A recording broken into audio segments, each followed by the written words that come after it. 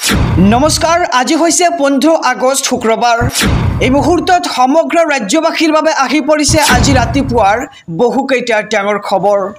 এই মুহূৰ্তত জনাইছো আজিৰ প্ৰথমটো খবৰেই ৰাজ্যৰ লগতে সমগ্ৰ দেশবাসীৰ বাবে এটা ডাঙৰ খবৰ, বিগ ব্ৰেকিং নিউজ।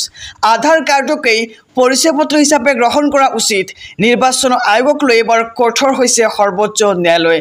যিহেতু উচ্চতম ন্যায়ালয়ে ৰায়দান দিছিল যে ভোটাৰ কাৰ্ড, আধাৰ কাৰ্ড, পেন কাৰ্ড থাকিলেই নাপাব নাগৰিকত্ব, থাকিব লাগিব জন্মৰ চাৰ্টিফিকেট, থাকিব লাগিব আৰু অন্যান্য নথি। কিন্তু এবাৰ সৰ্বোচ্চ ন্যায়ালয়ে দিছে এক গুৰুত্বপূৰ্ণ ৰায়দান, যেবাৰ আধাৰ কাৰ্ডকেই গ্ৰহণ কৰা হ'ব পৰিচয় পত্ৰ হিচাপে। এই মুহূৰ্তৰ খবৰ জনাইছোঁ SB অসম মিডিয়াৰ সমূহ দৰ্শকক। আধাৰ কাৰ্ড পৰিচয় পত্ৰ হিচাপে গ্ৰহণ কৰিব লাগে। বাতিল কৰা হ'ব পাৰে ভোটাৰ কাৰ্ড, কিন্তু আধাৰ কাৰ্ড পৰিচয় পত্ৰ হিচাপে ব্যৱহাৰ কৰিব পাৰিব দেশৰ নাগৰিকে। কঠোৰ হৈ পৰিছে এতিয়া সৰ্বোচ্চ ন্যায়ালয়। SIRক লৈ নিৰ্বাচন আয়োগক প্ৰশ্ন উচ্চতম ন্যায়ালয়ৰ। আৰু আধাৰ কাৰ্ড আইনীভাৱে স্বীকৃতিপ্ৰাপ্ত নথি। ভোটাৰ তালিকাৰ পৰা বাতিল হ'ব পাৰে বহু লোকৰ নাম।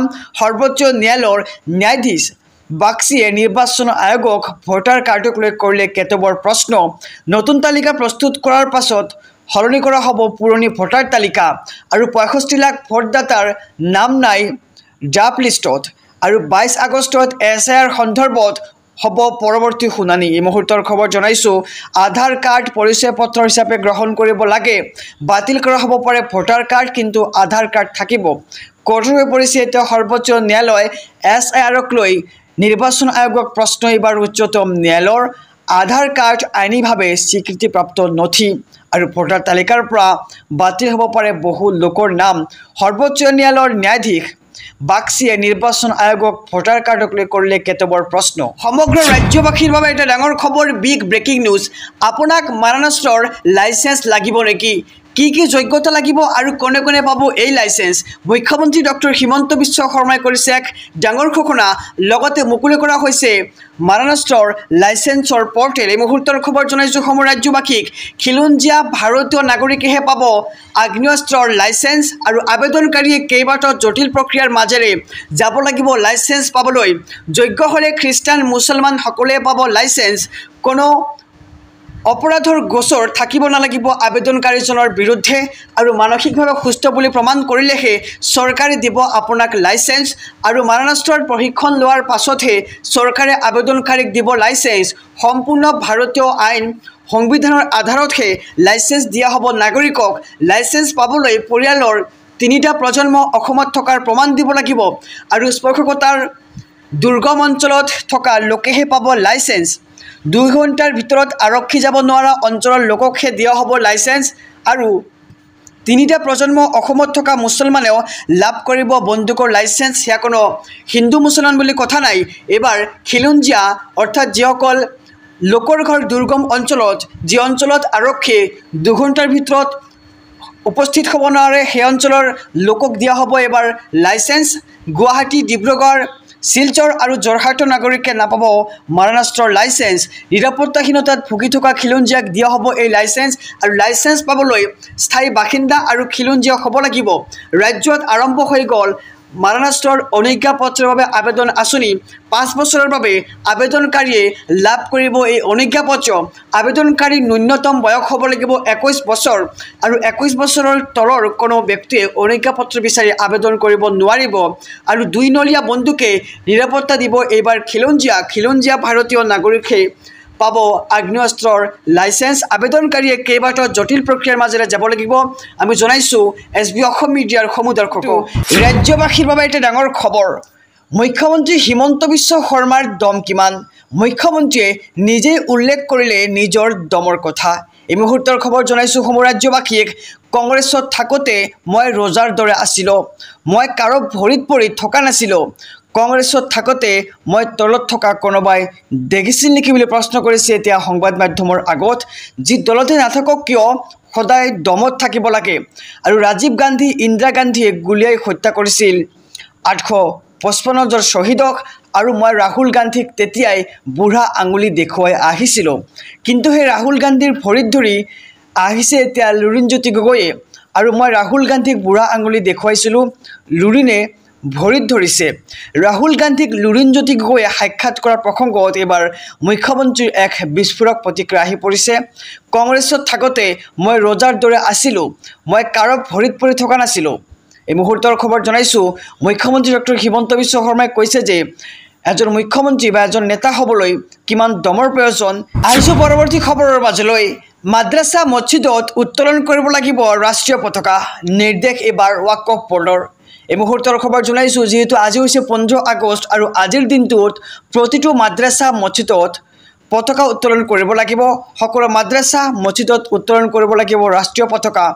বিজেপি নেতা তথা ৰাজ্যিক ৱাকফ বৰ্ডৰ অধ্যক্ষই দিলে এই নিৰ্দেশ আৰু প্ৰতিখন মাদ্ৰাছা আৰু মছজিদত স্বাধীনতা দিৱসত পতাকা উত্তোলনৰ নিৰ্দেশ দিয়া হৈছে। ইতিমধ্যে ৰাজ্যিক ৱাকফ বৰ্ডৰ অধ্যক্ষ তথা বিজেপি নেতা ডক্টৰ ছেলিম ৰাজৰ আনুষ্ঠানিক পত্ৰ আৰু সকলোৱে দেশপ্ৰেম, ঐক্য আৰু ভাতৃত্ববোধৰ মৰ্যাদা বজাই ৰাখক। সকলো মছজিদ, মাদ্ৰাছা, দৰগাহত আজি তিৰংগা উত্তোলন কৰিব লাগিব। ছেলিম ৰাজৰ মতে কিছুমান মছজিদ আৰু মাদ্ৰাছাত পতাকা উত্তোলন কৰা নহয় আৰু ডক্টৰ ছেলিম ৰাজে বিচাৰে যে পতাকা উত্তোলনত কাৰো আপত্তি থাকিব নালাগে।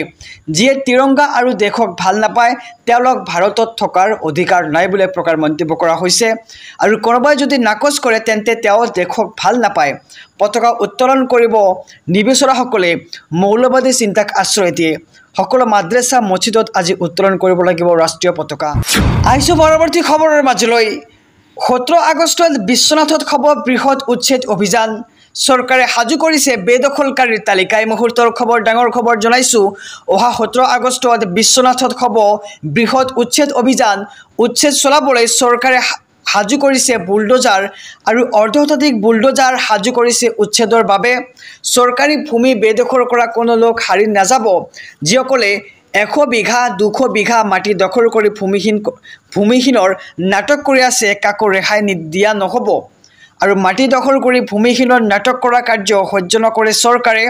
উচ্ছেদ চলাবলৈ তালিকা সম্পূৰ্ণ কৰিছে আৰক্ষীয়ে। আৰু এই সন্দৰ্ভত ৰাজ্যৰ মুখ্যমন্ত্ৰী ডক্টৰ হিমন্ত বিশ্ব শৰ্মাই কৰিছে এক প্ৰকাৰ ডাঙৰ ঘোষণা।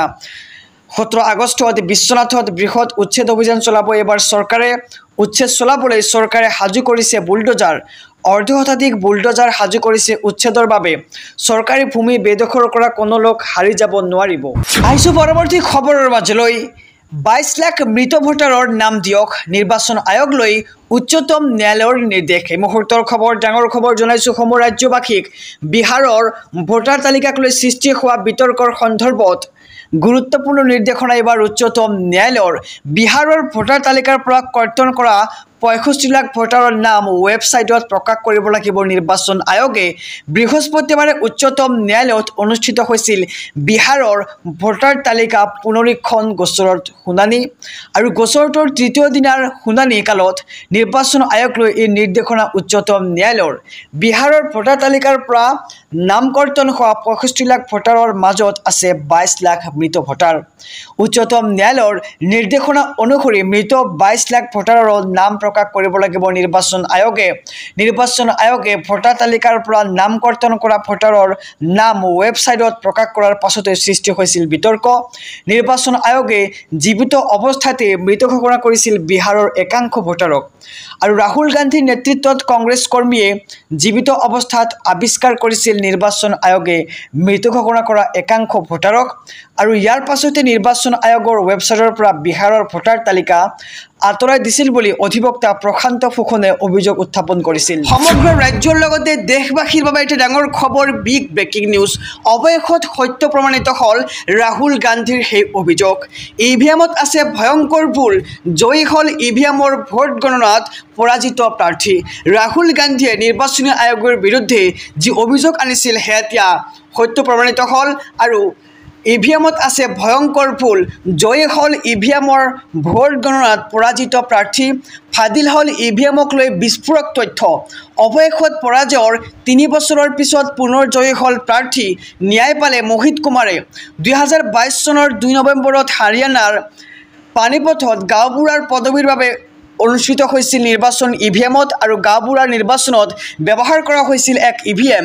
আৰু নিৰ্বাচনত কুলদীপ সিং নামৰ প্ৰাৰ্থীগৰাকীক জয়ী হোৱা বুলি ঘোষণা কৰা হৈছিল। কিন্তু ইয়াক লৈ তীব্ৰ অসন্তুষ্টি ব্যক্ত কৰিছিল পৰাজিত প্ৰাৰ্থী মোহিত কুমাৰে, যাৰ বাবে আদালতৰ কাষ চাপিছিল মোহিত কুমাৰে। প্ৰায় 3 বছৰ ধৰি আদালতত ন্যায় বিচাৰি যুঁজিছিল মোহিত কুমাৰে, আনকি সুপ্ৰিম কোৰ্টৰো কাষ চাপিছিল মোহিত কুমাৰে আৰু সমগ্ৰ নিৰ্বাচনত হস্তক্ষেপ কৰিবলৈ বাধ্য হয় সুপ্ৰিম কোৰ্ট। সুপ্ৰিম কোৰ্টৰ নিৰ্দেশত পুনৰ হল ভোট গণনা EVMত আৰু সকলো বুথৰ EVMসমূহ আনি পুনৰ গণনাৰ নিৰ্দেশ দিছিল আদালতে আৰু পুনৰ ভোট গণনাৰ সকলো প্ৰক্ৰিয়া ভিডিঅ' ৰেকৰ্ডিং কৰাৰো নিৰ্দেশ দিছিল আদালতে আৰু ভোট গণনাৰ পিছতেই গাঁওবুঢ়া পদবীত মোহিত কুমাৰ জয়ী হোৱা বুলি ঘোষণা কৰে আদালতে আৰু মোহিত কুমাৰে 1051টা ভোট লাভ কৰাৰ বিপৰীতে কুলদীপ সিঙে লাভ কৰে মাত্ৰ 1000টা ভোট আৰু ভোট গণনাত পূৰ্বৰ কুলদীপ সিঙতকৈ সৰ্বাধিক ভোট লাভ কৰে মোহিত কুমাৰে আৰু আদালতক ধন্যবাদ জ্ঞাপন কৰে মোহিত কুমাৰে আৰু অৱশেষত সত্য প্ৰমাণিত হ'ল ৰাহুল গান্ধীৰ সেই অভিযোগ EVMত আছে ভয়ংকৰ ভুল আৰু জয়ী হ'ল EVMৰ ভোট গণনাত পৰাজিত প্ৰাৰ্থী। সমগ্ৰ ৰাজ্যবাসীৰ বাবে এটা ডাঙৰ খবৰ, বিগ ব্ৰেকিং নিউজ। ৰাহুল গান্ধীক লুৰিণজ্যোতি গগৈয়ে সাক্ষাৎ কৰাক লৈ সৰব হৈছে ৰাজ্যৰ মুখ্যমন্ত্ৰী ডক্টৰ হিমন্ত বিশ্ব শৰ্মা। আছুৰ ইতিহাসক লৈও লুৰিণজ্যোতি গগৈক কটাক্ষ কৰিছে এবাৰ ৰাজ্যৰ মুখ্যমন্ত্ৰীগৰাকী।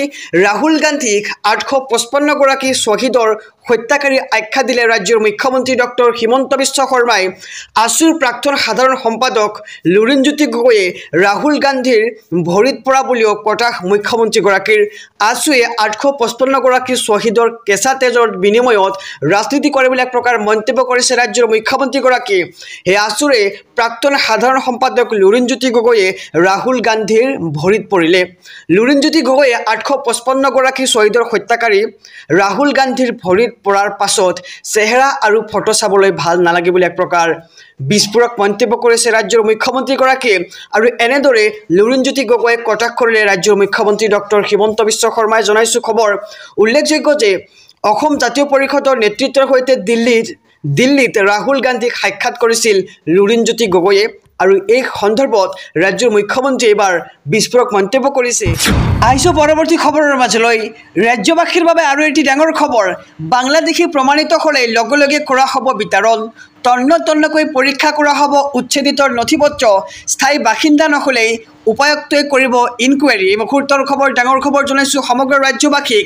তন্নকৈ পৰীক্ষা কৰা হ'ব উচ্ছেদিতৰ সকলো নথিপত্ৰ। স্থায়ী বাসিন্দা নহ'লেই উপায়ুক্তই কৰিব ইনকুৱাৰী। বাংলাদেশী প্ৰমাণিত হ'লেই লগে লগে হ'ব বিতৰণ। উচ্ছেদৰ লগত এইবাৰ আৰম্ভ হ'ব বৃহৎ তদন্ত। বিহাৰ, ধুবুৰী, বেংগলোৰৰ পৰা অহা মানুহক লৈ সন্দেহ প্ৰকাশ ৰাজ্যৰ মুখ্যমন্ত্ৰী ডক্টৰ হিমন্ত বিশ্ব শৰ্মাৰ। স্থায়ী বাসিন্দা নহ'লেই উপায়ুক্তই কৰিব ইনকুৱাৰী। খেদা হ'ব লগে লগে অসমৰ পৰা আৰু ৰাজ্যজুৰি চলিছে বৃহৎ উচ্ছেদ অভিযান। তাৰ মাজতেই আৰম্ভ হৈ গৈছে ইনকুৱাৰী। বিহাৰ, ধুবুৰী, বেংগলোৰৰ মানুহে দখল দিছিল উজনিত আৰু স্থায়ী বাসিন্দা নহ'লেই উপায়ুক্তই কৰিব তদন্ত আৰু আঁতৰোৱা হ'ব অসমৰ পৰা। সঁচাকৈ ক'ৰ পৰা আহিছে মানুহবোৰ, আৰম্ভ হৈ গ'ল ইনকুৱাৰী। হাতত তালিকা উলিয়াই মুখ্যমন্ত্ৰীয়ে ক'লে য'ৰ পৰা আহিছে সেই স্থানলৈ যাব লাগিব।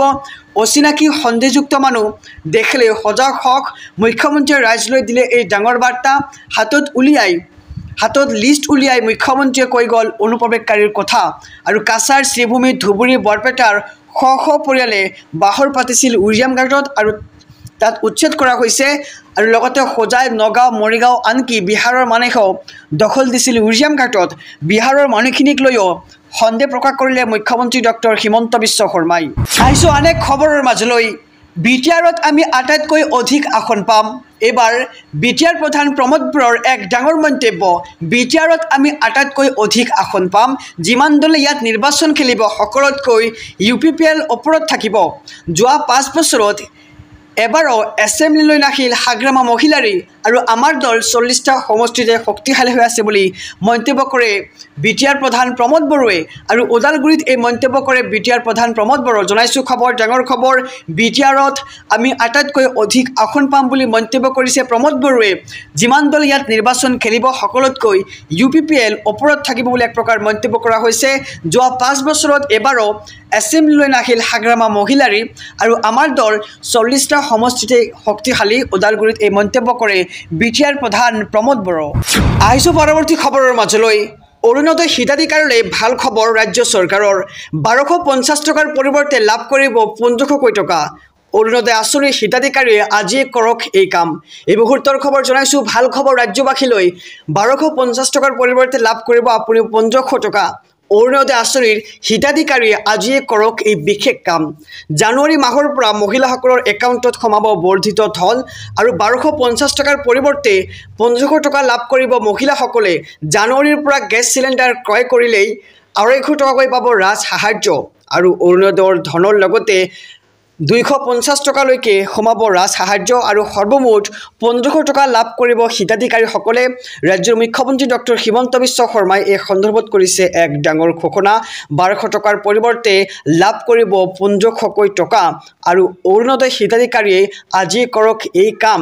জানুৱাৰী মাহৰ পৰা মহিলাসকলৰ একাউণ্টত সোমাব বৰ্ধিত ধন আৰু 1250 টকাৰ পৰিৱৰ্তে লাভ কৰিব 1500 টকা ৰাজ্যৰ মহিলাসকলে। এই মুহূৰ্তৰ খবৰ জনাইছোঁ সমূহ দৰ্শকক, ৰাজ্যৰ লাখ লাখ বিনামূলীয়া হিতাধিকাৰীলৈ আহি পৰিছে ভাল খবৰ।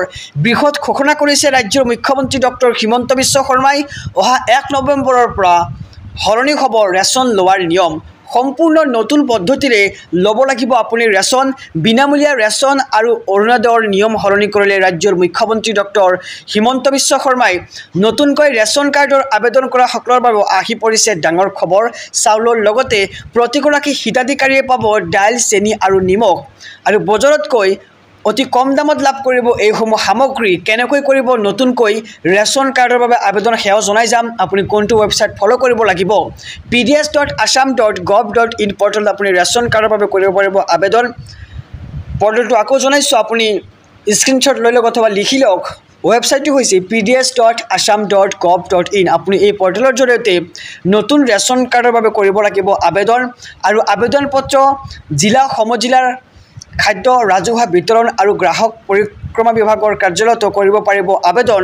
আবেদনৰ সৈতে জমা দিব লাগিব সকলো প্ৰয়োজনীয় নথিপত্ৰৰ প্ৰতিলিপি। কি নথিপত্ৰ লাগিব আপুনি জমা দিব লাগিব সবিশেষ জনাইছোঁ।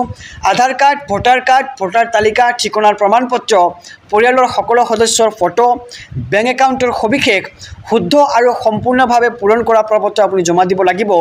এই ঘোষণা কৰিছে ৰাজ্যৰ মুখ্যমন্ত্ৰী ডক্টৰ হিমন্ত বিশ্ব শৰ্মাই। ৰাজ্যৰ লাখ লাখ বিনামূলীয়া হিতাধিকাৰীৰ বাবে আহি পৰিছে ভাল খবৰ। মুখ্যমন্ত্ৰীয়ে কৰিছে এক ডাঙৰ ঘোষণা। সম্পূৰ্ণ নতুন পদ্ধতিৰে ল'ব লাগিব এতিয়াৰ পৰা ৰেচন।